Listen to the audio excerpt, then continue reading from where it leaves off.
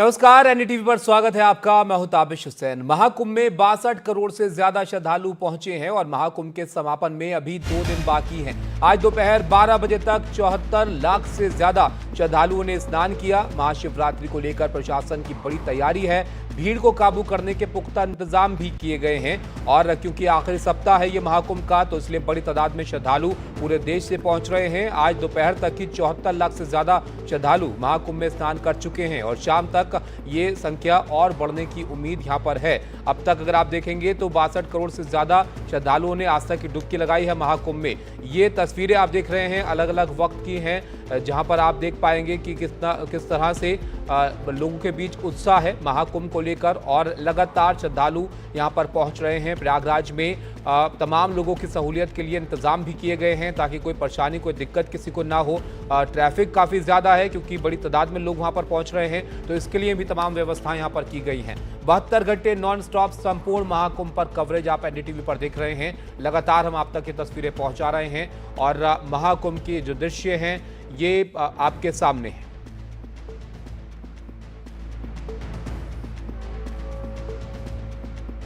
रात्रि आ रही है, लोग यहाँ स्नान करके तमाम जो शिवालय है, काशी है या विंध्याचल, वहाँ जाने की कोशिश करेंगे। तो उसको लेकर क्या कोई ठोस रणनीति आप लोगों ने बनाई है क्या?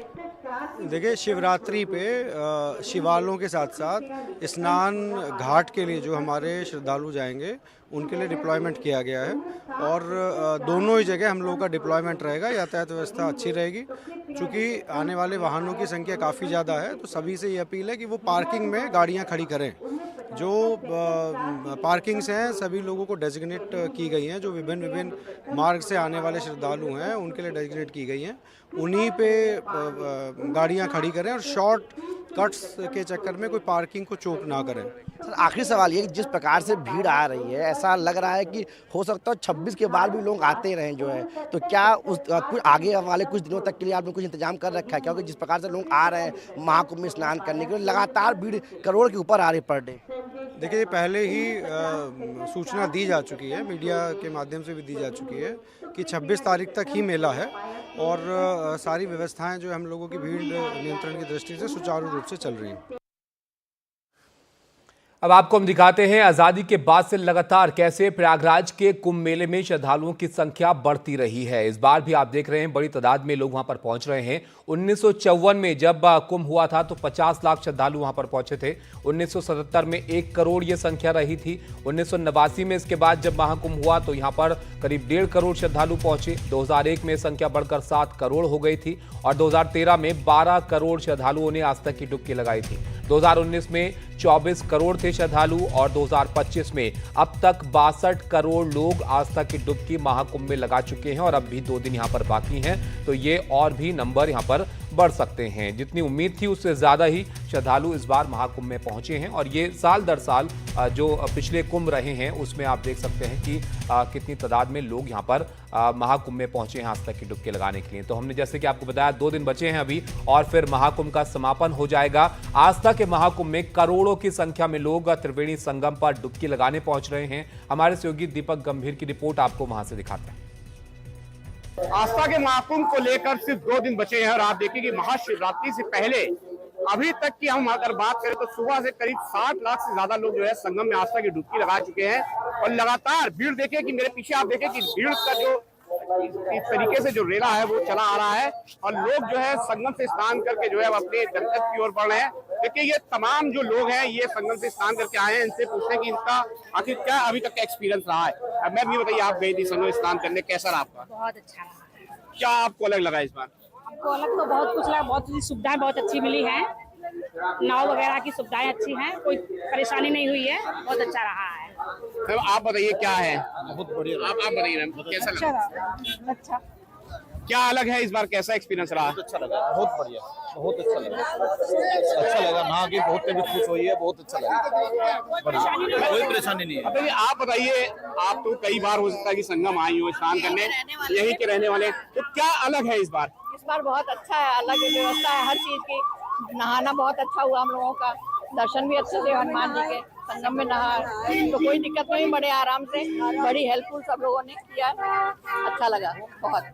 तो आपने देखा कि ये तमाम जो श्रद्धालु हैं जो संगम से यहाँ पर संगम से आस्था की डुबकी लगाकर अब वापस अपने गंतव्य की ओर जा रहे हैं, वो कहीं ना कहीं काफी जोश और उत्साह से भरे हुए हैं। हर किसी का यही कहना है कि इस बार का जो इंतजाम है, सरकारी व्यवस्था, वो पूरी तरीके से बेहद ही बहुत ज्यादा बेहतर नजर आई। और ऐसे में ये माना जा रहा है कि जो अब 2 दिन बचे हैं महाशिवरात्रि को लेकर, ये जो आंकड़ा है 65 करोड़ से ऊपर भी जा सकता है। प्रयागराज से दीपक गंभीर, एनडीटीवी इंडिया के लिए।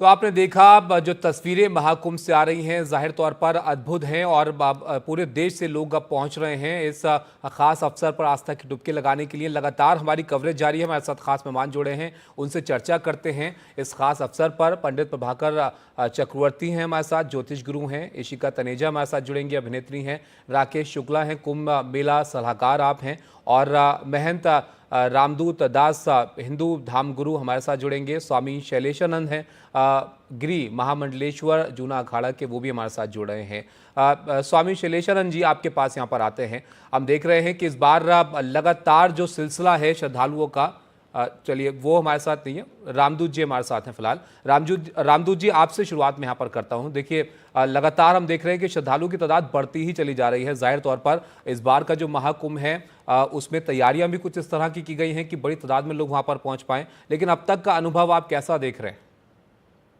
देखिए प्रभु, ये सनातन की एक ऐसी दिव्य झांकी देखने को मिल रही है पूरे भारतवर्ष को, जहां पूरा देश एकत्रित होके अपने भावपूर्ण सेवा के साथ वहां पहुंच रहा है, स्नान कर रहा है, और सभी की ऐसी भावना है। वहाँ कोई विशेष अपने निज स्वार्थ के लिए नहीं, बल्कि पूरे विश्व कल्याण की प्रार्थना से लोग वहाँ पहुँच रहे हैं। और वर्तमान जो स्थिति देखी जा रही है, कहीं ना कहीं शासन प्रशासन का जिस हिसाब से सहयोग मिल रहा है इतना बड़ा भव्य दिव्य कुंभ में, जहाँ करोड़ों की संख्या में लोग पहुँच रहे हैं, तो ये कहीं ना कहीं अपने आप में अविश्वसनीय और अकल्पनीय है। और हो सकता है कि आने वाले समय में कोई ऐसा भव्य और दिव्य, हमारे जीवन काल में तो ऐसा संभव ना हो कि दोबारा देखने को मिले। तो कहीं ना कहीं ये सिर्फ धार्मिक भाव से ही नहीं, बल्कि अपने देश की सुदृढ़ता और समृद्धि को दिखाने के लिए भी ये पर्व बहुत महत्वपूर्ण है, जहां पूरा विश्व आज भारत की शक्ति को, भारत की संपन्नता को और भारत की सुव्यवस्था को देख रहा है।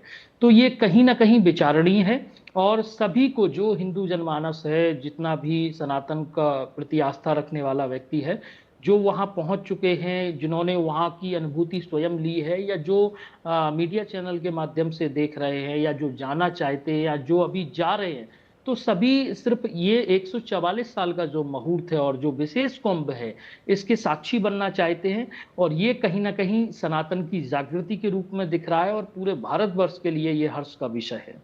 अच्छा पंडित प्रभाकर जी, 144 साल के बाद ये जो संयोग है यहाँ पर बना है महाकुंभ का, इसके बारे में ज़रा आप बताइए कि इस बार का जो महाकुंभ है वो क्यों खास है, और पिछली बार के मुकाबले से इस बार क्या खास है? मैं पहली बार विशेष रूप से एनडीटीवी को बधाई देता हूँ कि आप कुंभ के बारे में ऐसे प्रत्येक कार्यक्रम चीज़ें लाके, जो भी श्रद्धालु, जो भी भक्त वहाँ पे जा रहे हैं, उनके लिए वहाँ के माहौल, ये सारे चीज़ें जो है ये करके बहुत लोगों के लिए सुविधा होने लायक चीज़ें जो प्रसारण कर रहे हैं, उसके लिए एनडीटीवी को मैं हृदयपूर्वक से धन्यवाद देता हूँ। अब देखते हैं, देखिए अभी जो है हमारे लिए, हमारे सनातन धर्म में त्रिवेणी संगम एक पवित्र जगह है। हमारे लिए जितने भी तीर्थ क्षेत्र है, तीर्थ क्षेत्र का मेन राजा क्षेत्र अगर देखा जाए तो वो प्रयागराज क्षेत्र है, इसलिए इसको प्रयागराज बोलते हैं। हमारे लिए कर्णप्रयाग, रुद्रप्रयाग, पिंडप्रयाग, देवप्रयाग, ऐसे अनेक प्रयाग होने के बाद भी त्रिवेणी संगम में जो प्रयागराज है ये विशेष रूप से पहला स्थान में रहता है। और इस प्रयाग क्षेत्र में कभी भी नहाना अत्यंत पवित्र है, बट विशेष रूप से कुंभ के समय ज्योतिष शास्त्र गणनों के अनुसार जब बृहस्पति वृषभ राशि में रह के और सूर्य जो है मकर कुंभ राशि में संचार होना, ये जो समय है, इसलिए उसी के हिसाब से महाशिवरात्रि तक, अगर आप दक्षिण भारत के गणन के अनुसार देखेंगे तो अभी भी माघ मास दक्षिण भारत के गणन के अनुसार पूरा नहीं हुआ है। उनके लिए शिवरात्रि होके अमावास्या के दिन ही माघ समाप्त होगा। और दक्षिण भारत में भी ये नियम है कि माघ मास में स्नान अत्यंत पवित्र स्नान होता है। और विशेष रूप से ये जो त्रिवेणी संगम में स्नान, ये कुंभ के समय में, इस समय में जो स्नान करना, और जो ये ज्योतिष गणन के अनुसार हमारा शिवरात्रि के दिन क्यों खत्म हो रहा है, क्योंकि चंद्र जो है मकर राशि, सूर्य जो है कुंभ राशि, मतलब उसी दिन मकर राशि में, क्योंकि ये जब चालू हुआ तो रवि मकर में था, गुरु वृषभ में था, उसी मकर राशि में जब चंद्र आके और कुंभ में रवि होने के कारण ये कुंभ मेला जो है उस समय खत्म हो रहा है।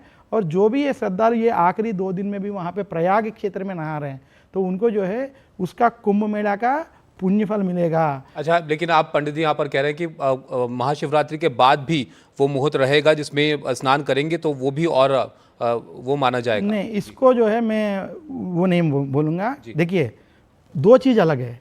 त्रिवेणी संगम में आप कभी भी नहा हो, अच्छी बात है, उसमें कोई दिक्कत नहीं है, बट कुंभ का प्राधान्य अलग है। तो कुंभ जो है महाशिवरात्रि तक है, उसमें कोई संचय, उसमें कोई दोष नहीं है, उसमें कोई दूसरा आलोचना नहीं है। इसलिए सरकार ने भी कुंभ जो है पहले दिन से जो है महाशिवरात्रि तक उन्होंने उसमें दिखाया है, उसमें कोई दोष भी नहीं है। उसके बाद जो भी वहाँ पे नहाते हैं वो जो है वो प्रयाग क्षेत्र का नहाना हो जाता है। इसमें एक और चीज़ बताता हूँ, दक्षिण भारत में हर साल हर नदी को एक कुंभ होता है, उसको बोलते हैं पुष्करास।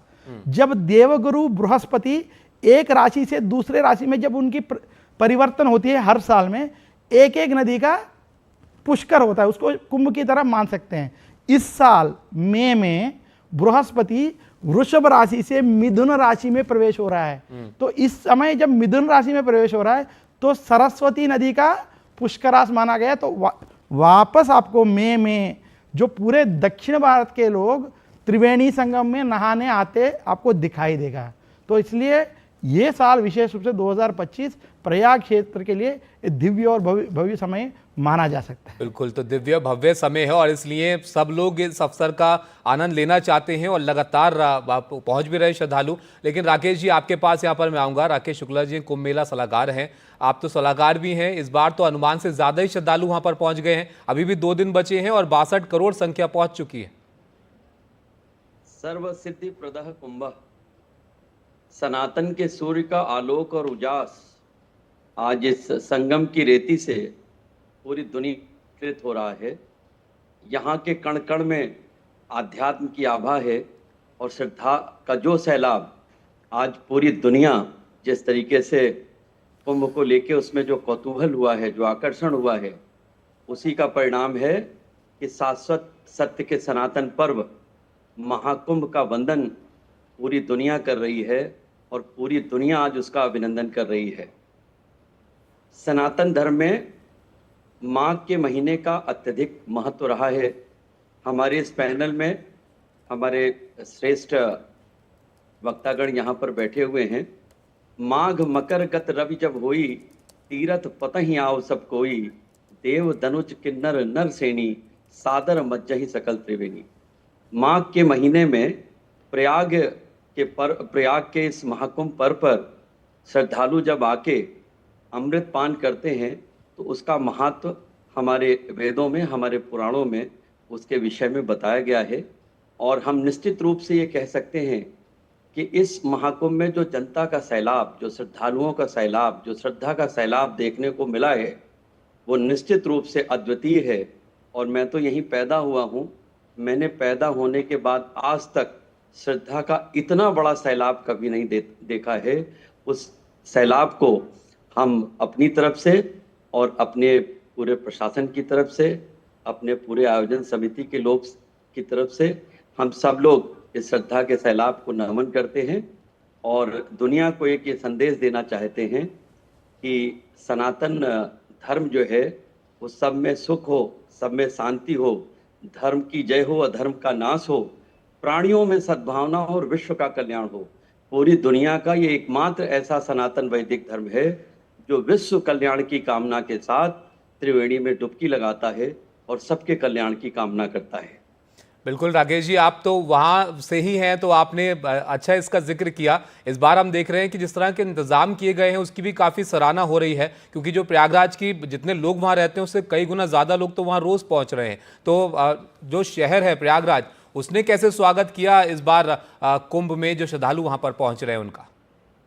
देखिए, ये बात तो आपकी बिल्कुल ठीक है कि यहाँ की जितनी जनसंख्या है उससे ज़्यादा लोग रोज यहाँ पे पुण्य की डुबकी लगा रहे हैं। लेकिन आपको मैं एक चीज़ और बता दूं कि 14 जनवरी से 14 फरवरी तक तीर्थराज प्रयाग, जिसको तीर्थों का नायक भी कहा गया है, ये विश्व की सांस्कृतिक राजधानी के रूप में स्थापित होता है। तो यहाँ पर आने वाली जो भीड़ है, जो श्रद्धा का सैलाब है, उसको वैश्विक स्तर पर देखेंगे तो हम लोगों का एक अनुमान है कि प्रतिदिन लगभग 1 से सवा करोड़ लोगों ने यहाँ पर पुण्य की डुबकी लगाई है और सनातन के शंखनाद को पूरी दुनिया को सुनने के लिए मजबूर कर दिया है। हम फिर इस बात को आपके इस चैनल के माध्यम से कहना चाहेंगे कि सब में प्रेम भाव युक्त मानव जाति को आत्म आनंद से भरना ही भारत होना है। सबका सम्मान और दलगत विचारों से उठकर सबका सम्मान और स्व का ज्ञान, यही सनातन धर्म का मूल है।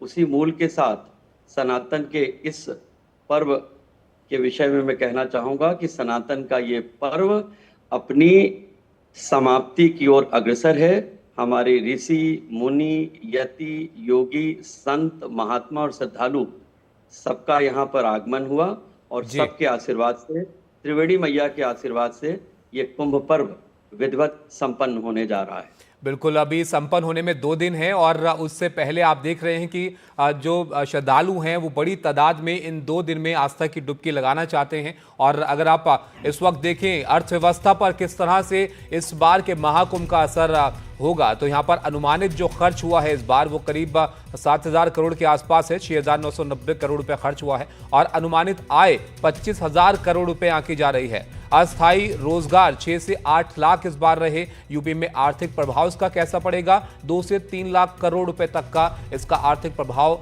पड़ने का अनुमान इस बार लगाया जा रहा है। 2 से 3 लाख का कारीगरों और दुकानदारों को यहां पर लाभ हुआ है, क्योंकि इतनी बड़ी तादाद में लोग पहुंच रहे हैं तो उनके लिए इंतजाम भी किए जा रहे हैं। जाहिर तौर पर 3600 करोड़ रुपए प्रमोशन के लिए बॉन्ड्स का निवेश यहां पर हुआ है। तो अर्थव्यवस्था के लिहाज से भी इस बार का कुंभ बहुत खास रहा है और सरकार को सीधा फायदा इसका किस तरह से हुआ, कर, किराया और दूसरे शुल्क यहां पर हुए और स्थानीय अर्थव्यवस्था पर पारंपरिक हस्तशिल्प को बढ़ावा यहां पर मिला है। तो ये आप देख रहे हैं महाकुंभ का असर कितना विशाल हुआ है, व्यापक तौर पर इसका असर देखने को मिला है। हमारे साथ मेहमान जुड़े हुए हैं, इशिका तनेजा भी हमारे साथ जुड़ गई हैं, अभिनेत्री हैं। इशिका जी, बहुत अद्भुत रहा है इस बार का महाकुंभ। 144 साल बाद ये संयोग यहाँ पर हुआ है जिसमें बड़ी तादाद में श्रद्धालु पहुंच रहे हैं। इस बार के महाकुंभ पर आप क्या कहना चाहेंगे?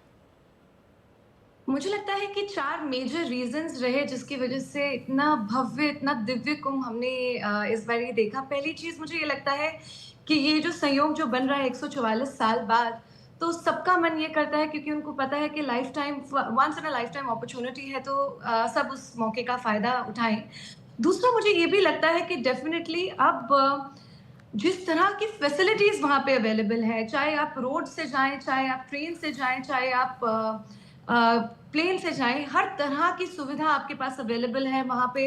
आपको कोई मैं सुन रही थी अपने बड़ों से कि इस बार कोई पानी की प्रॉब्लम नहीं रही। पहले सैनिटाइजेशन की फर्स्ट डे में प्रॉब्लम आ जाती थी। जितने सुंदर तरीके से स्टेट ने और सेंट्रल ने उनकी तैयारियां करी हैं वो कमेंडेबल है। और तीसरा मुझे ये भी लगता है कि आजकल ना सबको अपने आप को हिंदू बोलने में और अपने हिंदुत्व दिखाने में अब प्राइड फील आने लग गई है, जो पहले कभी होता नहीं था। पहले अगर आप बोलते थे कि मैं हिंदू हूँ या जय श्री राम का आप नारा भी लगाते थे तो एक बड़े क्यूमुनल नज़र से आपको देखा जा रहा था। उसका मैं पूरा का पूरा क्रेडिट हमारी गवर्नमेंट को देना चाहूँगी, स्पेशली हमारे आदरणीय प्रधानमंत्री जी और हमारे सर्वप्रिय योगी जी को, क्योंकि उनकी वजह से अब हम अपने हिंदू होने को बहुत गर्व से एक दूसरे को बता सकते हैं। और मुझे चौथी चीज़ ये लगती है कि जिस तरह से उसका प्रचार हुआ है उससे इतना टूरिज्म में बूस्ट आया है, not just domestic tourism but internationally अगर हम बात करें तो बाहर के अपने इतने फॉरेनर्स हमने देखे, इतने सारे लोग, इनफैक्ट जो स्टीव जॉब्स हैं उनकी वाइफ तक यहाँ पे आई हैं, सब यहाँ पे आना चाह रहे हैं। वो इसलिए है क्योंकि उसकी मार्केटिंग और उसको जो पोर्ट्रियल है, उसका जो प्रचार है वो बहुत ही सुंदर तरीके से करा गया, जो मुझे लगता है हमारे देश के पास इतने सारे रिसोर्सेज हैं, इतने सारे मंदिर हैं, इतनी सारी हमारे फेस्टिवल्स होते हैं, उन सब का अगर हम करना शुरू करें तो हमारे को इकोनॉमिकली कितनी बड़ी ग्रोथ दिखाई देगी, जिसके लिए मैं बहुत ज़्यादा एक्साइटेड हूँ। जी बिल्कुल, जाहिर तौर पर उसका तो हमने असर भी यहाँ पर एक आकलन दिखाया कि किस तरह से अर्थव्यवस्था पर बड़ा असर है, टूरिस्ट पर बड़ा असर है, श्रद्धालुओं के लिए तो खासतौर पर बहुत महत्व है महाकुंभ का और लगातार वो लोग पहुँच रहे हैं। हमारे साथ विश्वभूषण मिश्रा जी भी जुड़ गए हैं, सीईओ हैं काशी विश्वनाथ मंदिर के। विश्वभूषण जी, हम कुंभ के महत्व की बात कर रहे हैं, ये जो संयोग है ये बहुत खास है और इस बार का जो कुंभ है ये पिछली बार के कुंभ से आपको किस तरह से अलग लग रहा है?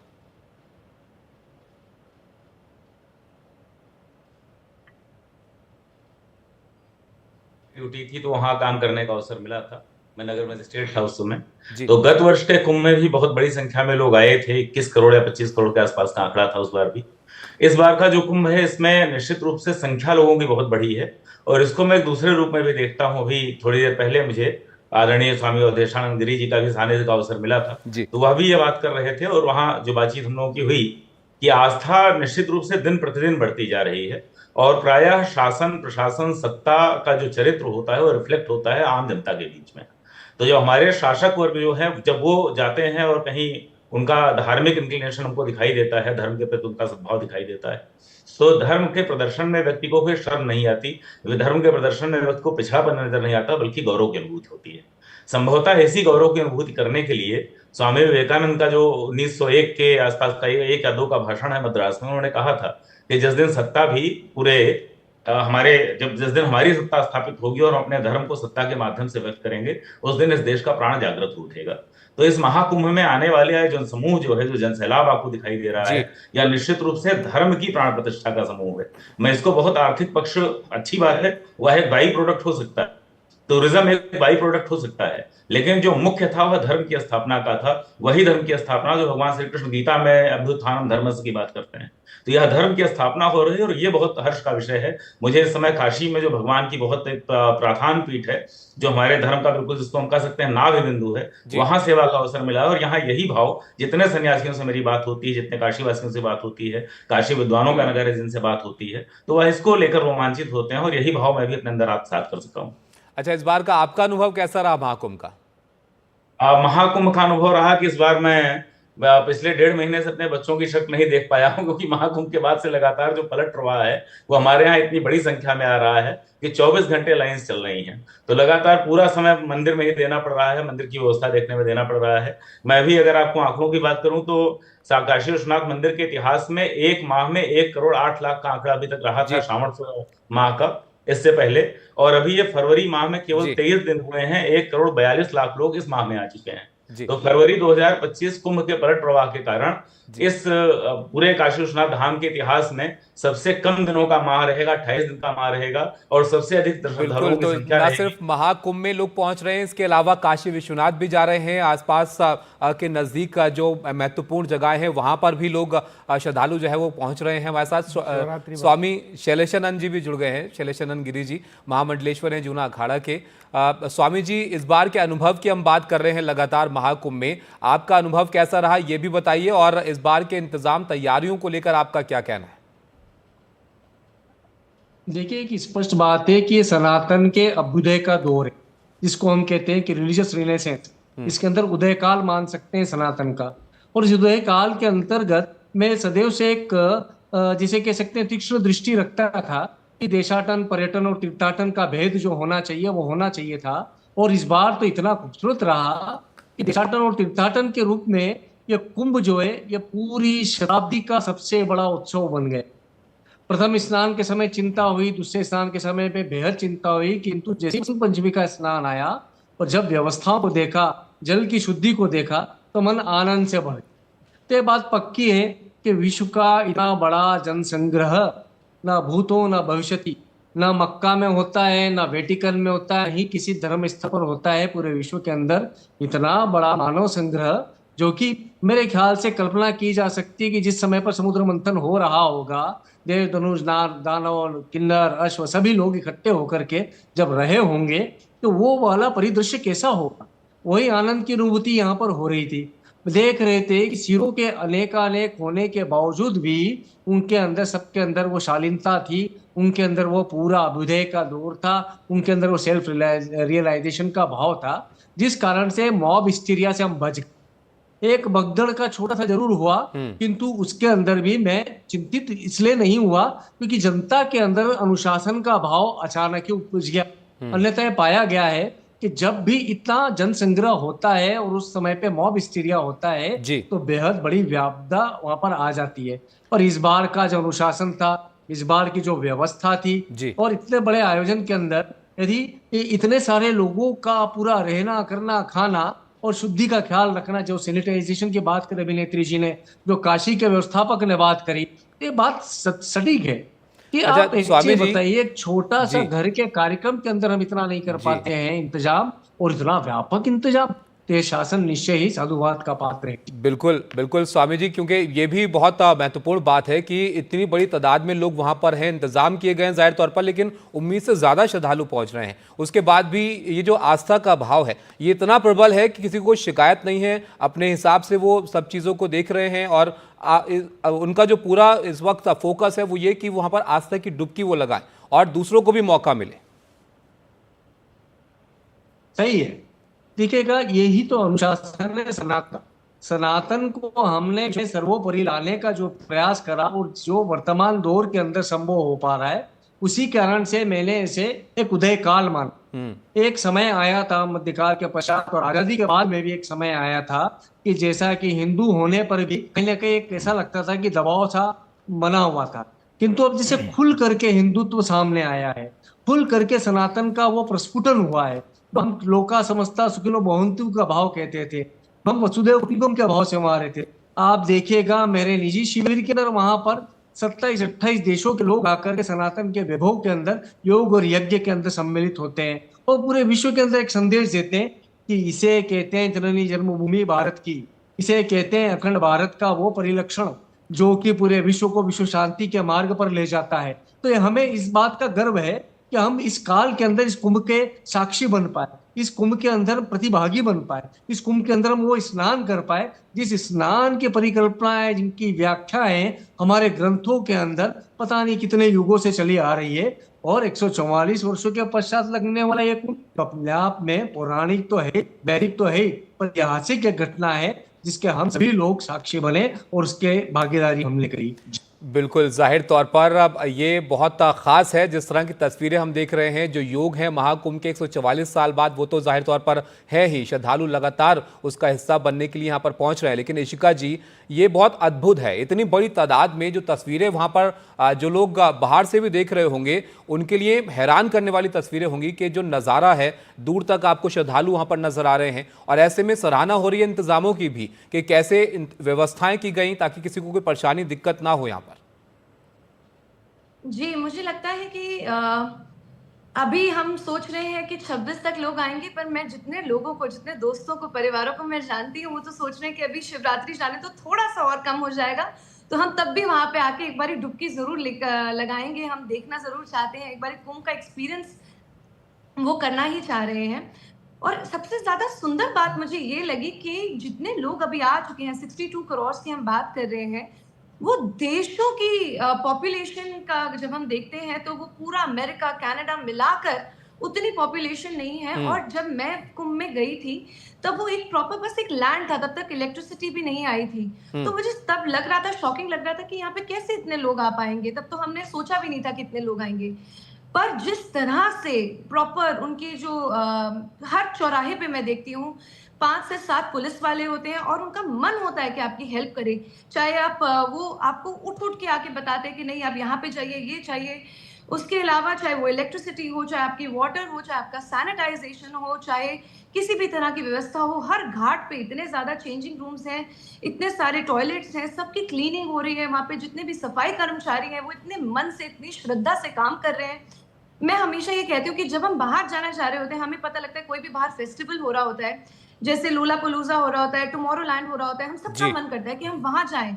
हम झोलियां भर भर के लेके जाते हैं और खाली होके आते हैं। इतना एक्सपेंसिव होता है वो, और वहां पे जाके हम बिल्कुल ड्रेन आउट हो जाते हैं, एनर्जी चली जाती है। यहाँ पे लोग खाली झोली लेकर आ रहे हैं, उनको ये नहीं पता रहना कहाँ है, खाना कहाँ है, कुछ उनको पता नहीं है। लेकिन जब जाते हैं झोलियां भर भर के लेके जाते हैं, इतनी एनर्जी होती है उनमें, उनके पास इतना ज्ञान हो चुका होता है, तो इतना भक्ति भाव हो चुका होता है कि उनकी झोली इतनी भर चुकी होती है कि यही बहुत खास है इशिका जी के भक्ति भाव इतना लोगों के मन में है कि वो यहाँ पर सिर्फ संगम में आस्था की डुबकी पर उनका पूरा खास ध्यान है और तमाम लोग जो वहाँ पर मौजूद हैं वो जैसे लोगों की मदद कर पाए वो सब कर रहे हैं और ये एक बहुत अद्भुत नज़ारा भी यहाँ पर है। बहुत शुक्रिया आप सब लोगों का हमारे साथ जुड़ने के लिए। तो महाकुंभ पर विशेष कवरेज हमारी लगातार जारी है, लगातार हम तस्वीरें आप तक पहुँचा रहे हैं, खास मेहमान हमारे साथ जुड़ रहे हैं। एक ब्रेक ले यहाँ पर रुकेंगे, ब्रेक के बाद वापस लौटते हैं।